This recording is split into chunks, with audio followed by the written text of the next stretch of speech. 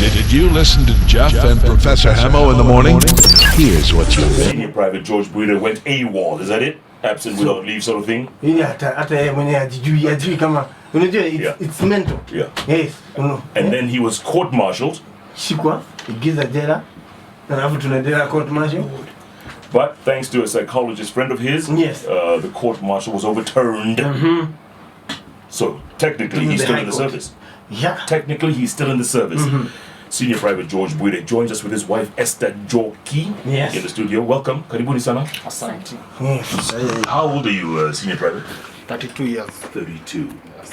And how many years in the military so far? Because you're still in there. 12 years. 12. So you were 20 when you joined? Yes. My goodness. Best of the best.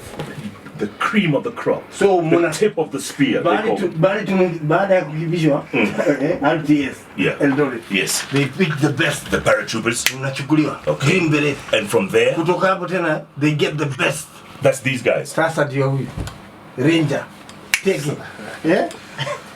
Tuambie, but what was it? Yeah, what was it like? Yeah. Yes. Yeah. Okay, tulienda Somali 2009 after promulgation parade. Nakumbuka tulianzia promulgation tukiwa Lang'ata. Yeah. Tukaenda detach kwanza. After detach ndio tukaenda Somali. So detach unajua kiwa kizungu sisi hatushiki. Okay. Yeah. Oh, ilikuwa operation ya border. Okay. Sasa ndo kukaribika tukageuza ikakuwa linda inchi. Okay. In 2011 ikakuwa linda inchi. Ndio group yetu sasa. Yes. The first guy. Kulikuwa aje huko? Kulikuwa kunoma? Kulikuwa kubasa na juu sio unajua tulienda kama detach. All of a sudden nikageuka ikakuwa vita. Sasa hata tukua trained. Ile tu program ili change kutoka kwa detach to alafu unajua mtu kama mimi by that time nilikuwa na 2 years in service. Sikuwa na experience yote. Yeah. So ilikuwa ngumu sana kwangu. Zile tulikuwa tunaona kwa movie kama watu wamekufa. Yes. Hizo mabomu ni vitu tulikuwa tumeizoea. Hatukuwa prepared. So ili tu affect sana kwanza. Kama mimi ili ni affect sana. Kuona wenzako wanauliwa kama inzi. Yes, alafu unajua hatukuwa prepared. Sisi tulikuwa tumeenda detach. Ikageuza ikakuwa vita. Yes. So how did you survive? Sasa huko kusurvive si ni wewe tu mwenyewe kujichunga na marafiki wako na Mungu tumweka mbele. Hakuna kitu kingine. Juu sasa unajua ishabadilika imekuwa ni vita.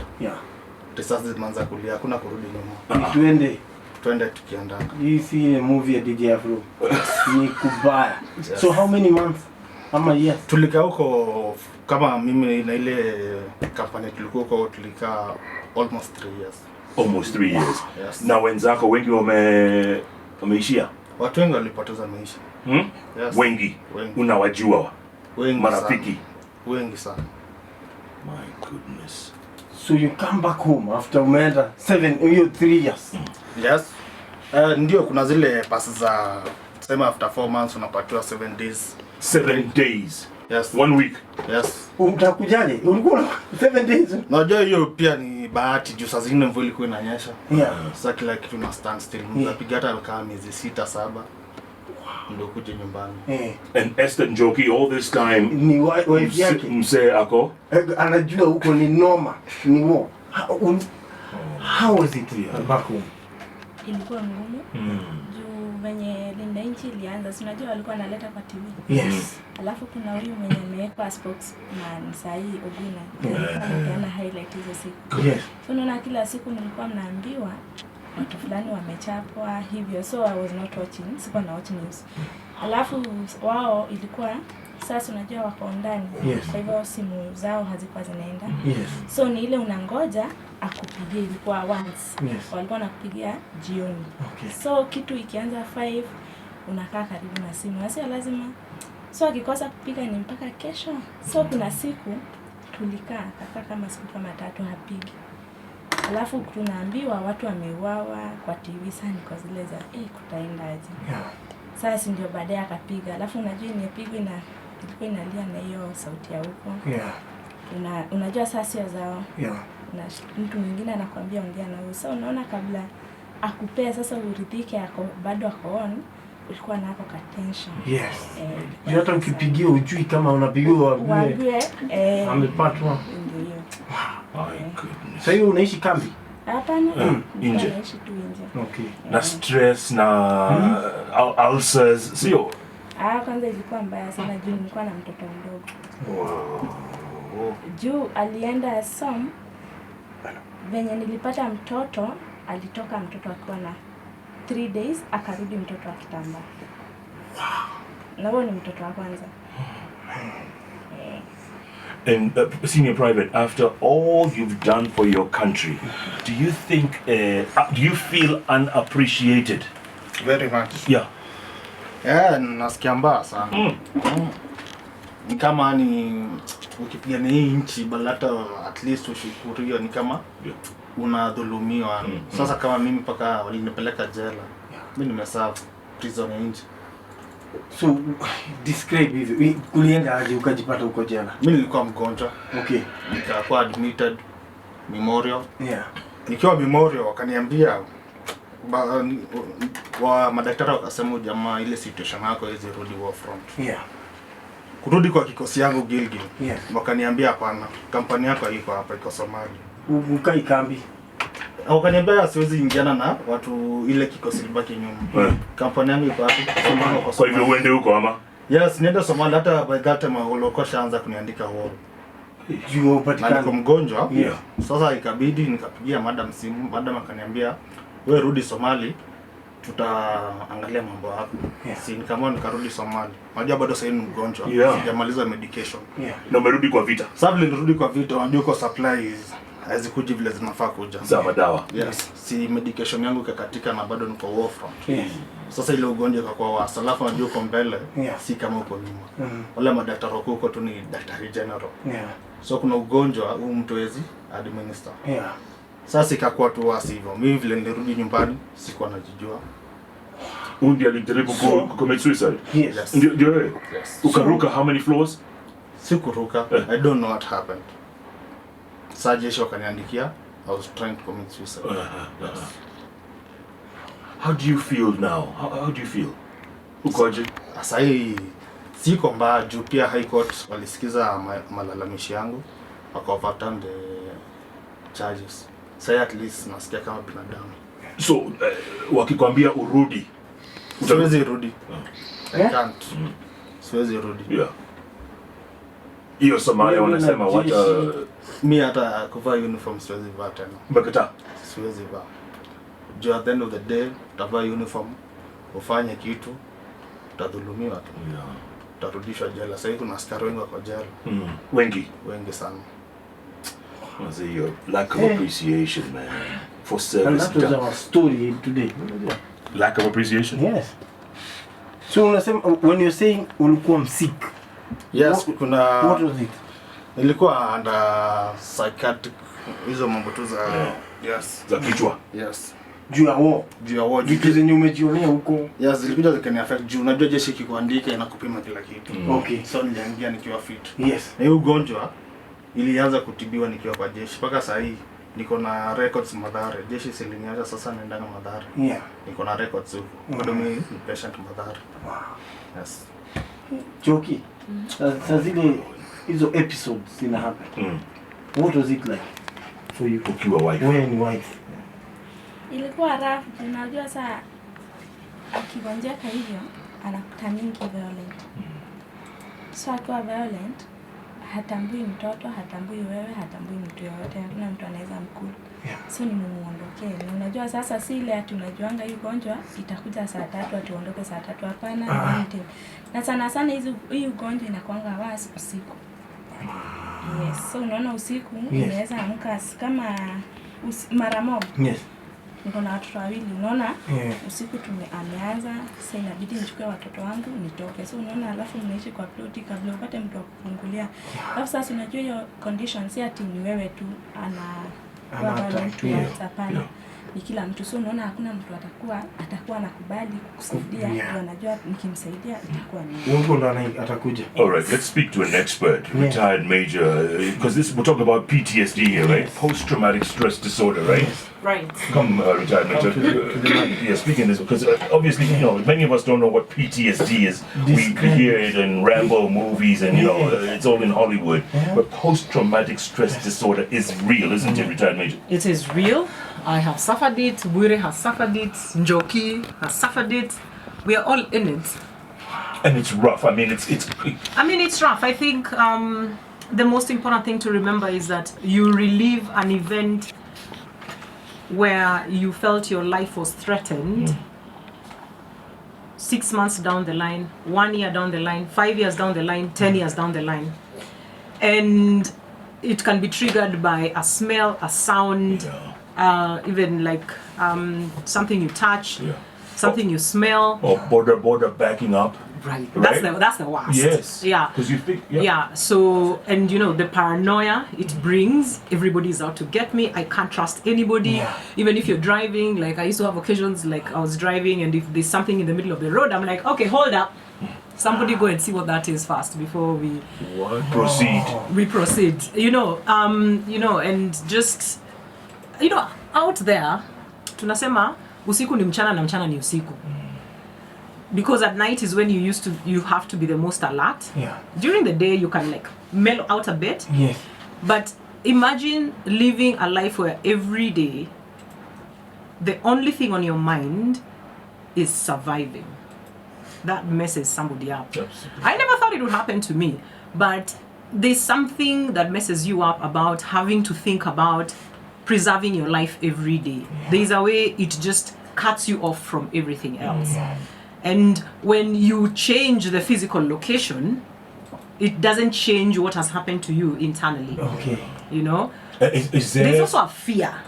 Fear. Yeah, but are there structures to help you folks when that happens? Are there structures in the military? So, I don't want to talk about the military. I said that. We are here to talk about the veteran life. We are here to talk about what, as a person who has served, he has gone through, what his wife has gone through, what his children have gone through. Yeah. Because like I told you before, we are looking to see that military veterans get protection and care in this country, something that is not there. Because my work with True North informs me that if there is no stepping up and stepping in to protect these people, we are contributing towards youth unemployment. You heard him tell you, he's 32 years old. 32. Yeah. He joined the military when he was 20 years old. He has been, when you join the military, the only thing you need to perfect is your ability to use your weapon. Okay? Yes. That's all you need to perfect. So you don't go and start doing accounting courses. No. So at 32 years old, who is he coming out here to use his weapon on? Nobody. But what skills does he have that can be translated into something that can earn him an income to support himself and his family? Zero. Back 18 years old. Senior private, what would you want now? If you had a wish, if they could grant you that one wish, ni nini ungetaka? Mimi labda nirudi shule tu nisome. Yes. Sasa unajua nimekuwa jela, hiyo unaona society utakuwa jela ni mtu mbaya, ulienda jela juu nini? Sina skill nyingine, mimi nilikuwa tunajua bunduki peke yake. Unajua hapa nje hakuna vitu kama hizo. Yes. So mimi labda nikipata tu chance nirudi shule. Nisome juu na watu wawili, lazima wakule. Yes. Nini ungeweza kusoma? Ungetaka? Sasa hiyo bado sijakuwa decided. Unajua kesi imeisha juzi, bado niko excited kidogo. We're so happy for that. Really? As in the judge said you have no case to answer. You never had a case to answer in the first place. Were you worried that he might lose that case? But of course, because there are others who have not even bothered to appeal. They've just decided, let me just go to committee, nifungwe. And wanajeshi wakifungwa kwanza wanapelekwa the capital offense section. Because the idea is you are dangerous. You are soldiers are the most gentle people, honestly. But people are incarcerated in the capital section. And they're just like, I just want this to be over. And they just want to serve my time. I get out and I never want to hear anything about these people. Just give me my life back. But it was an act of courage to do the appeal, because also you pay for it. Yes. So his family had to pay for it. Because he doesn't have a job. Peleka title ya shamba. There you go. Seriously. Yes, but where are they supposed to get the money from? And the family fought for him. And his father used to be in the military as well. Okay. And you fought for this country. This is the thanks you get. Yes. Asante ya punda. Yes. But we still love Kenya, man. I'm a baby. Tunapenda Kenya. Oh my God. To the very end. Yes. There is hope. There is hope. There is love. And Senior Private has set, I think this is a precedent. Yes. People now pay attention, hopefully, to people like him.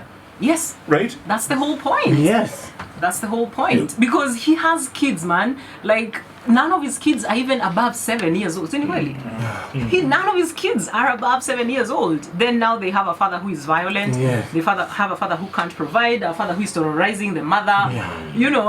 They also need protection. But by protecting him and taking care of him, you take care of his children. Yes. Otherwise, all we are doing is raising another generation of angry, violent men.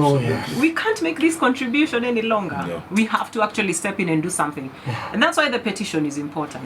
We still have a couple of days to reach the 60 days for the Senate Committee on Social Protection and Labor to hear us out. And all we want is just, after service, for people who have served this country, we want them to also now enjoy the fruits of the freedom they fought for in a dignified way, in a way that encourages even other people to come out and actually be ambassadors of this country. That is all. Essentially. And that has never happened.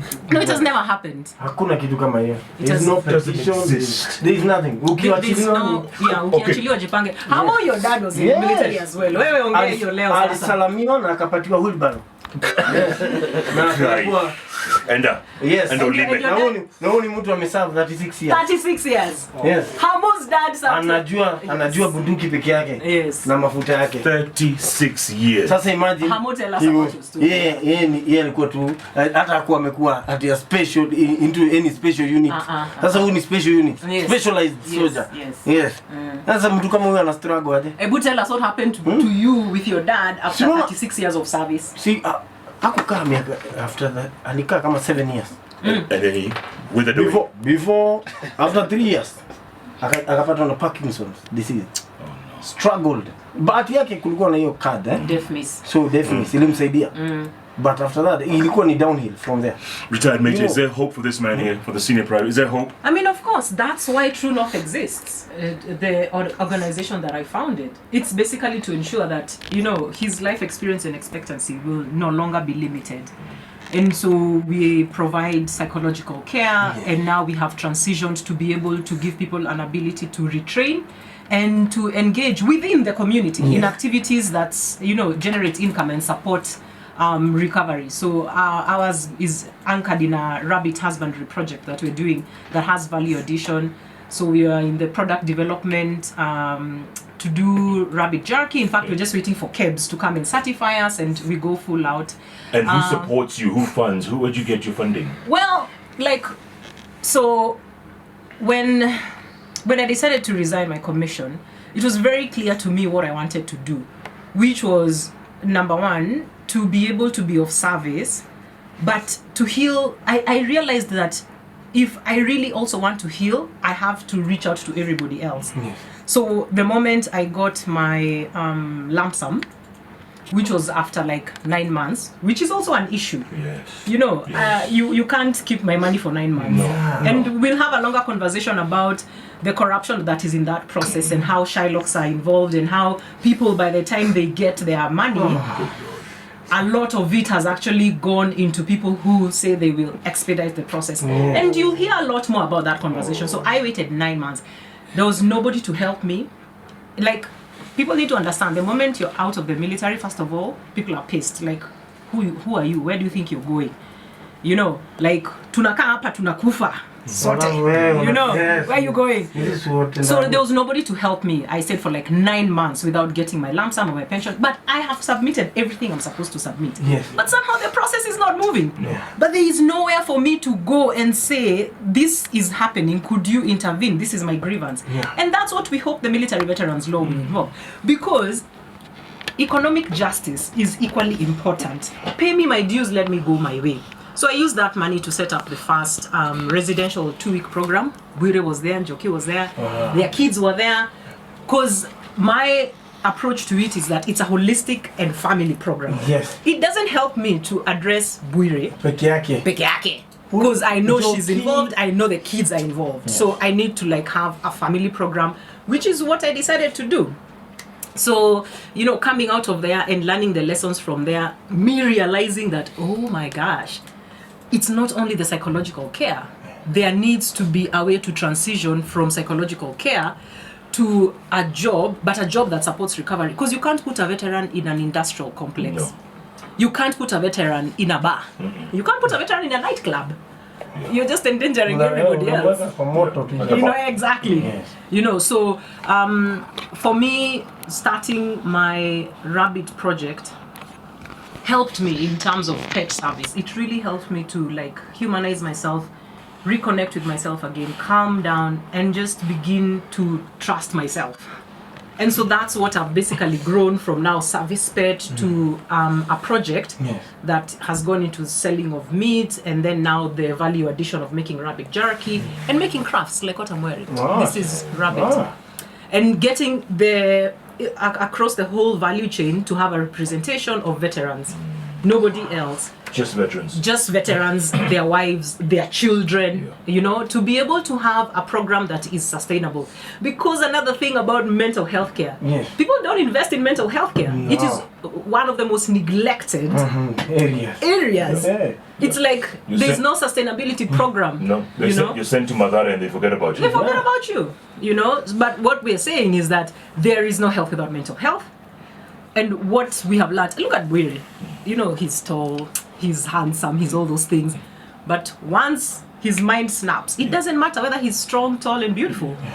So actually, the most important thing we need to protect is our mental health. Not just for soldiers, but even for you guys here.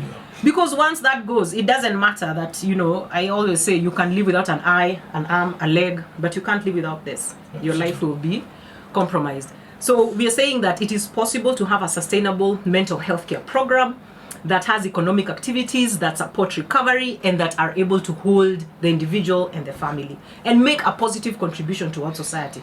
Because what we are also saying is that we have a protein-based solution to nutritional issues that can even contribute towards Agenda 4 for food security. That's what we are saying.